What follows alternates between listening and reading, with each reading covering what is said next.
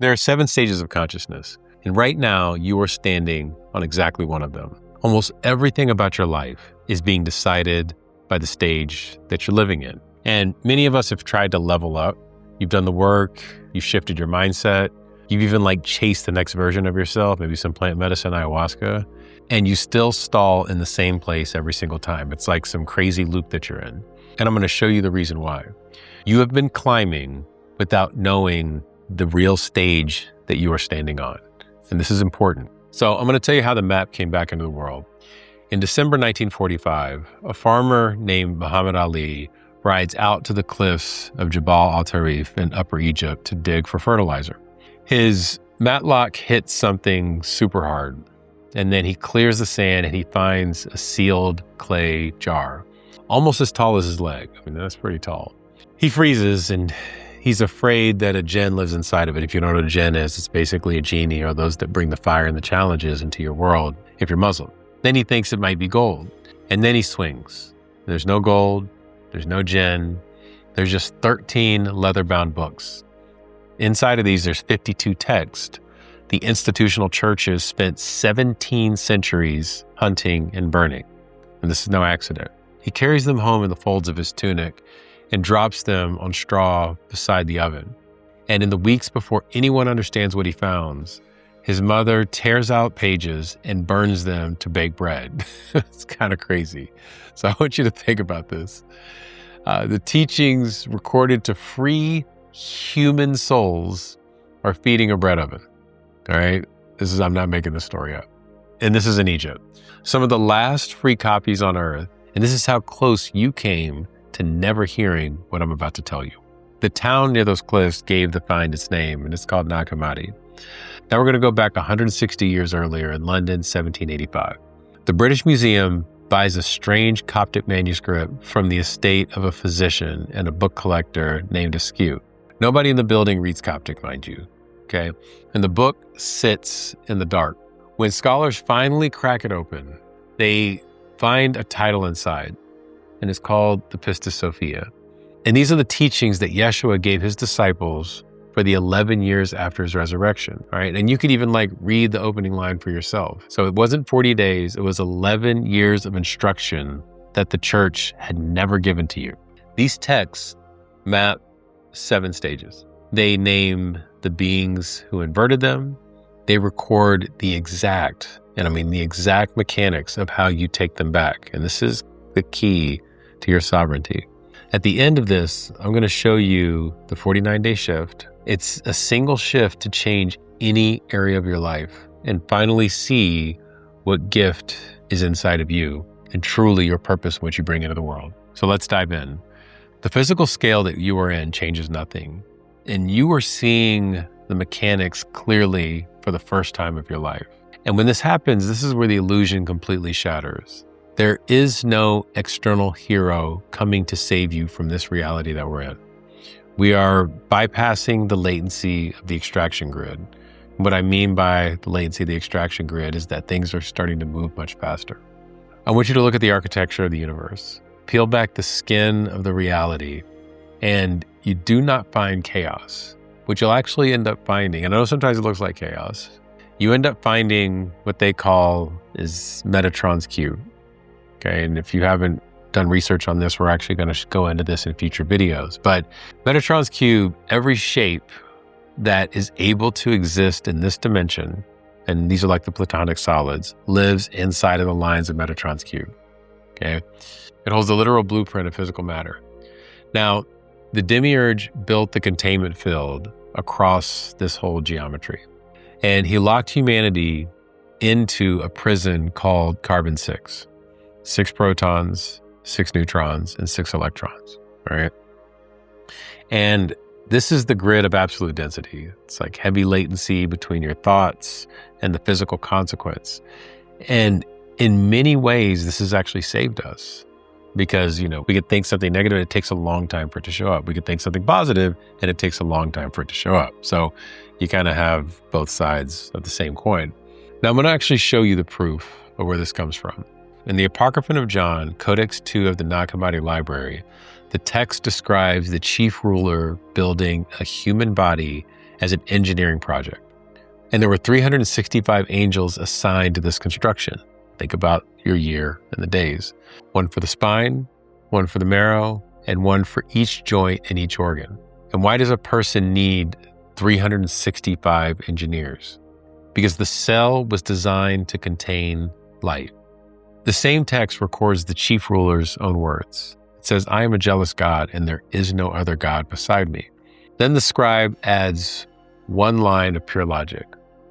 If there were no other God, then whom would he be jealous of? To think about it. The Demiurge confessed on the record, and the record spent 1,700 years in a jar in a desert, and you are now hearing the confession.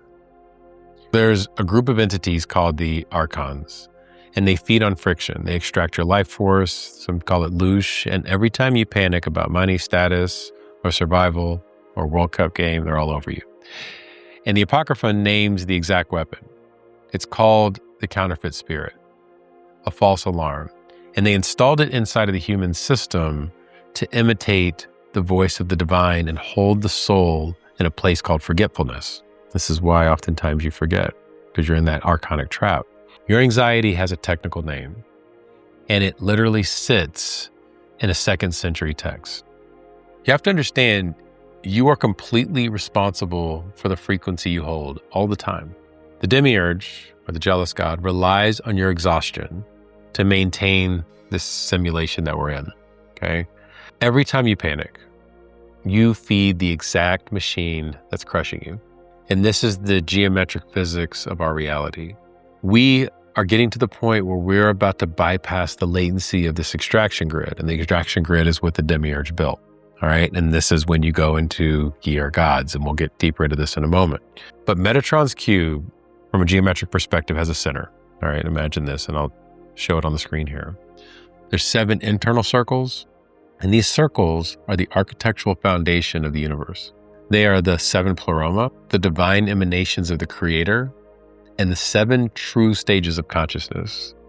And we're going to go through each one of them. This is why you even have 7 chakras in your body. And well, we're going to go deeper here in a second, okay? The Archons had no power to destroy the pleroma, all right, or the 7 heavens. What they did is they copied it and they inverted it, and they bent the vertical ladder of ascension into a horizontal survival loop, all right? Now imagine taking your ascension, stretching it out, and then having you go back and forward in this illusion of time. And here's the count that's straight from the source. The Pistis Sophia maps 12 aeons under the ruler of the Archons. All right, there's 12. And this is this trap of 12 that we live in. All right, and 12 is not a bad number. All right, it's just a number that keeps you bound, that disallows you from ascending out of this extraction pattern that we've been living in. So I'm going to tell you a little bit of a story that the church has never told you, okay? In book 1 of the Pistis Sophia, there is a being named Sophia, okay? You can translate that to wisdom, is what they call it. She holds her station in the 13th aeon. This is high above all the rulers, close to the light, and this is where she came from. And one day she looks down, and far below her, she sees a light shining up out of the depths, and her heart moves because she believes she's seeing the source. This is what our illusions can trap us into, and she's not. What she's actually doing is she's looking at a lion-based power. It was a counterfeit light engineered by a ruler named Thetis, hung in the deep like a lure on the line. She leaves her station, and she descends down toward the glow. And the moment that she reaches the deepest place, a trap closes. The rulers surround her in the darkness and begin pulling the light power out of her body. She cries out. Toward the false light, she begs the counterfeit for help, while the counterfeit's own rulers end up draining her. The text records her voice from the bottom of chaos, calling toward a signal she believes is home. Can you imagine how this shows up in your life? People, experiences, this world that feels like home, we call into it, and it keeps trapping us further. And this is the oldest documented description of energy harvesting that we've ever heard of. And it sits in your Tuesdays right now. Chasing money, chasing status, chasing approval, counterfeit light, hung in the deep like a lure. And every chase that you go on ends up paying this archonic grid. So the Pistis of the Archons is another text that drives the blade a little bit deeper. And the text describes the chief of the rulers in one line. Their chief is blind. Because of his power and his arrogance, he said, "It is I who am God. There is none apart from me." The system running your survival has absolutely no sight. And you carry the one faculty the rulers were never given, which is sight. The entire war sits inside of those two sentences. So the illusion that we see is actually our greatest gift. We just can't get trapped in it. So you have to imagine that you can't break a rule you don't understand. The upgrade is non-negotiable. Biology and physics are the same language here, and we are bypassing the latency of the extraction grid, okay, where everything starts to happen all at once. The 7 internal circles form the seed of life. This is Genesis geometry, 7 days of the week. The exact pattern of cellular division in the human embryo is the seed of life. Your body is built from the 7 pleroma blueprint. And here's the thing, you carry the organic technology to override the archonic grid, literally living inside of every cell of your body. The seed of life maps to the 7 nodes rising from the base of your spine all the way to the crown of your head. And every time you try to level up your life with positive thinking, you'll hit a biological ceiling, okay? It's basically new software on an old hardware. And the carbon-6 really cannot hold the zero latency container, okay? So let me break this down for you for a second. If you don't understand what I mean by zero latency, what it means is that, think about manifestation, you want something to happen faster. That's the purpose of it, right? And zero latency means I think something and it happens instantly. And right now we're in this really interesting time where time is starting to speed up, and it probably feels a little bit slower after this whole CERN thing slowed down, but time is starting to speed up. And we're moving into what Ray Kurzweil discusses as the singularity. And you can go read the book. It's called The Singularity is Near. And there's another one called The Singularity is Near. And it's very like transhumanism, but it does talk about some of the things that are happening right now. And this guy has gotten it right 84% of the time. As we move into singularity, what that means is that when you want something, it'll happen faster. AI and robotics will deliver it faster to you. Those are just the mechanics of what's taking place. What we're doing as human beings is we're actually building the reflection of what it means to be divine. And what the divine does is you speak it and it is. So as we get into this zero latency framework, what you're going to start seeing is that we are going to have to evolve ourselves beyond this carbon-6 footprint, or we are going to end up hurting ourselves in a really major way, because as we think things, it'll start impacting the world around us. So that's zero latency, okay? So if you were to download all of heaven and put it in your body, we call this the pleromic frequency in its fullness.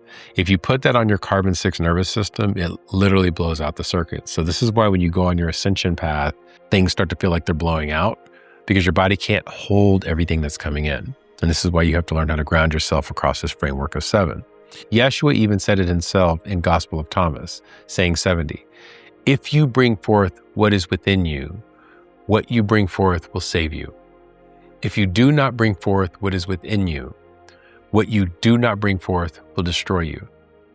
And this is just neutral voltage, okay? The substrate decides whether the voltage saves you or destroys you, okay? And you are the substrate. So you have to remember what you are. This is part of this whole journey of going within. So what's the mandate?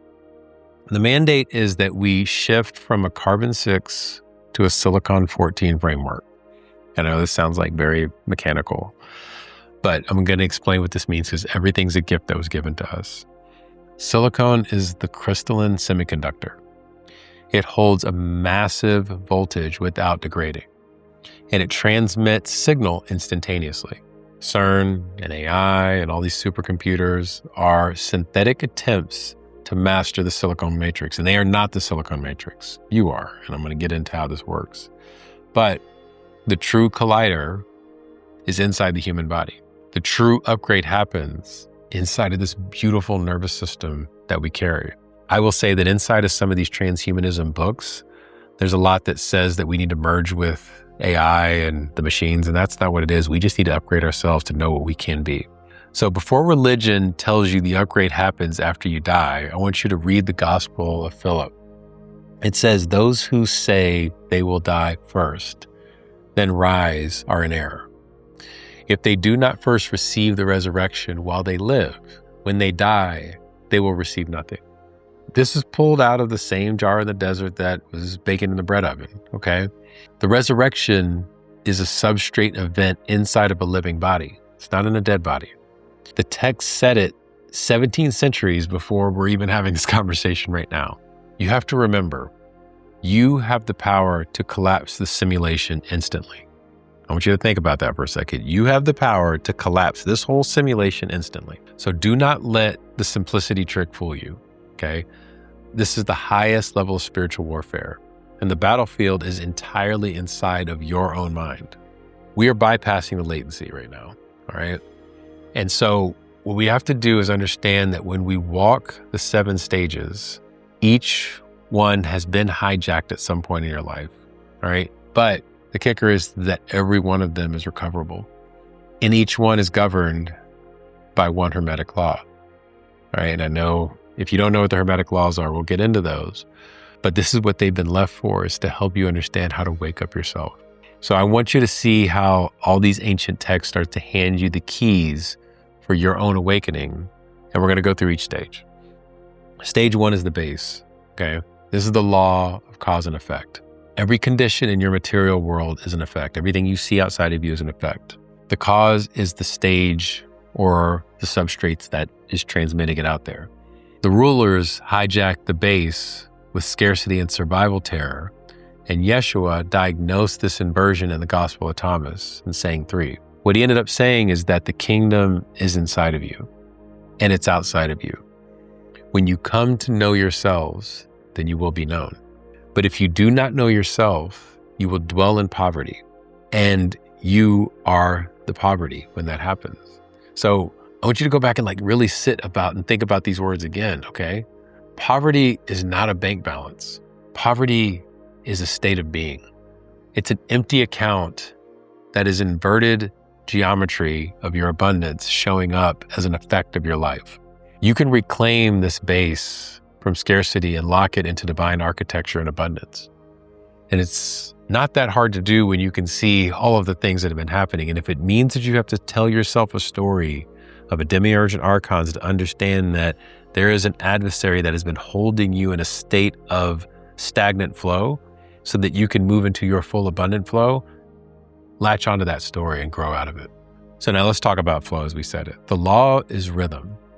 The current moves in cycles, and the rulers trapped your cycle literally in a loop of consumption, okay? Consuming food, content, substances, people, okay? Think about the Epsteins, massive consumer. And let's go back to Sophia when she was in the deep. The moment she chased the counterfeit light, her generative power became a food for the rulers. Every compulsion, literally every one of them, runs on her exact same circuit. If you chase the false light, you will always get drained. And the false light is what's outside of you, not what's inside of you. The true light lives in here. And when you chase that false light harder, and you're looking after the guru or the savior or the God outside of you, the one from the clouds, it will continually drain you. This is the trap. You have the opportunity to reclaim flow from this consumption and return it back to the pure generative current. And this will allow you to step into your full divine flow. All right, so that was stage 2. Stage 3 is the fire, the law of polarity. And this same fire runs domination or creation. And the rulers hijacked fire into egoic exhaustion. It basically put you in a position of the grammar of the ego of this I am, and there is none apart from me. Your ego will speak in that exact same language and sentence structure of the Demiurge, which was basically a blind chief entity declaring itself as the only God from its own ego. All right. And this lives inside of the aeons of your mind. Okay. The Apocryphon of John has already transcribed your inner monologue. You have the opportunity to flip the polarity. And when you flip the polarity, you're no longer a victim, and you can reclaim the fire as a sovereign creation. And that fire is not a bad thing. We think the fire is something around like brimstone and hell, but it is just part of your sovereign creation. Stage 4 is the bridge, and this is one of my favorites, which is the law of correspondence. This is as above, so below, as within, so without. The macro and the micro in kind of like this Russian doll effect. Yeshua actually stated the law in his own voice in the Gospel of Thomas, saying 22. When you make the two one, and when you make the inside like the outside, and the outside like the inside, and the above like the below, then will you enter the kingdom of heaven. That's the game, the law of correspondence. And this is about integration. And the words of Yeshua are literally the exact same signal. This is like truth. This is balance. And this is the bridge that connects the heavens to the earth. This is the architecture literally of your daily reality and mechanics. So you have the opportunity right now, if you just stop this video and didn't go any further, to reclaim the bridge, to merge two worlds together, to look at what's inside of you and seek that out and recognize how it's showing up outside of you and take total responsibility and accountability for everything in your life. All the good, all the bad, you merge it together. And that's the fire from the stage before that takes the polarity and fuses it into the alchemy of you. So let's dive into stage 5 now. All right. And this is the signal. All right. And this is the law of vibration. Nothing rests. I want you to think about this. Every word that you speak is frequency work. The rulers hijacked your throat. They hijacked mine. I had a whole thyroid thing. And they did this in order to rename reality. There's some scripture in the Gospel of Philip that warns you about this directly. The names given to worldly things carry great deception. I'm going to repeat that again. The names given to worldly things carry great deception. And what's a worldly thing? A worldly thing is what's outside of you. It's something that is unknown to you that you are now naming because somebody told you what it was. When you feel it within yourself and you know that you're the creator, you change those names and you take the worldly names away and they become part of the whole. So when this happens, they turn the mind from the real toward the unreal. And the grid renamed the extraction as ambition. They renamed sedation as entertainment. They renamed the counterfeit spirit as your inner voice. You now have the opportunity to reclaim the signal by speaking so intentfully and absolute truth into the void when nobody's listening, when nobody's watching, right? When you speak that truth, the precision of your word becomes the precision of the frequency that shows up in your life. Now let's get into stage 6, is the sight. The law is mentalism. All is mind. And here is the proof that the rulers fear the most. And it reads kind of like a scene from a film. In the hypostasis of the Archons, the rulers chase the spiritual woman to seize her. Think about that again, okay? The rulers chase the spiritual woman to seize her. She turns, and in their hands, she becomes a tree. And at that moment in time, they are left clutching her shadow. Think about this, Mother Earth, all right? Mother Earth has shown up because she is the spiritual woman that the Archons have tried to seize. And right now, what we see is a shadow of what has existed, and they're grasping for it. They never have the ability to touch the true spiritual woman. And because of this, sight is the only weapon in this war that the enemy does not possess, that you possess. And it could be your inner sight, and it's your outer sight, but you have the eyes to see what the enemy cannot see. When you make a decision, and you can do it today if you want to pierce the illusion, what happens is that the pursuit of the Archons ends. And there's never anything in their hands but your shadow. And when this happens, you reclaim the sight, and the archonic construct disappears. And we can do this individually, we can do this in community, or we can do this as humanity. Either way, you will find the truth and the freedom through this stage. Stage 7 is the crown. And this is the law of gender. I know a lot of people think it kind of sits down here at your genitals, all right? But it's the generative union of the divine masculine and the divine feminine. You have a left brain and a right brain. That is the merging point of the pineal gland that drops into the crown, or the crown drops into from. The Pistis Sophia shows the crown in action, and Yeshua ascends in his own robe of light He passes through every single aeon. And in this process, the rulers collapse in the terror at the light. What's really interesting is every one of these 7 actually lives inside of the Lord's Prayer. He records a lot of these results. He ends up taking a third of their power and changes the rotation of their spheres. So Yeshua does this and changes the rotation of their spheres, which loosens their grip on fate, and the structure starts to break, but he's only a part of it. And the Gospel of Philip actually ends up naming the chamber where the union becomes complete. And this is the bridal chamber.